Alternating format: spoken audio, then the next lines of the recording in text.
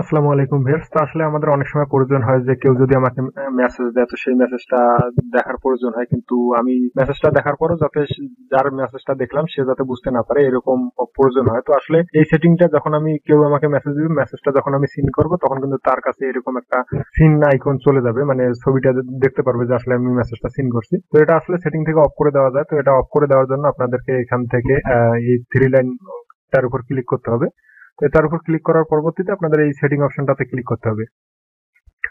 তো সেটিং এ ক্লিক করার পরবর্তীতে আপনাদেরকে একটু নিচে আসতে হবে এবং এখান থেকে প্রাইভেসি এন্ড সেফটি নামে যে অপশনটা আছে এখানে ক্লিক করতে হবে। তো এখানে ক্লিক করার পরবর্তীতে আপনারা এখানে দেখতে পেতেছেন যে রিড নামের যে অপশনটা আছে এটা অফ করে দিলে আপনি সিন করলেও সে বুঝতে পারবে না। এখন যে কেউ আপনাকে মেসেজ পাঠাক, আপনি সিন যদি করেন, যতক্ষণ পর্যন্ত আপনি রিপ্লাই দিবেন না ততক্ষণ পর্যন্ত সে বুঝতে পারবে না যে আসলে আপনি মেসেজটা দেখছেন কি দেখেন নাই। তো সবাইকে ধন্যবাদ। এরকম আরো নতুন ভিডিও পাওয়ার জন্য অবশ্যই আমাদের চ্যানেলের সাথে থাকবেন এবং ইউটিউব চ্যানেল থেকে দেখলে সাবস্ক্রাইব করবেন এবং ফেসবুক পেজ থেকে দেখলে ফলো করে দিবেন।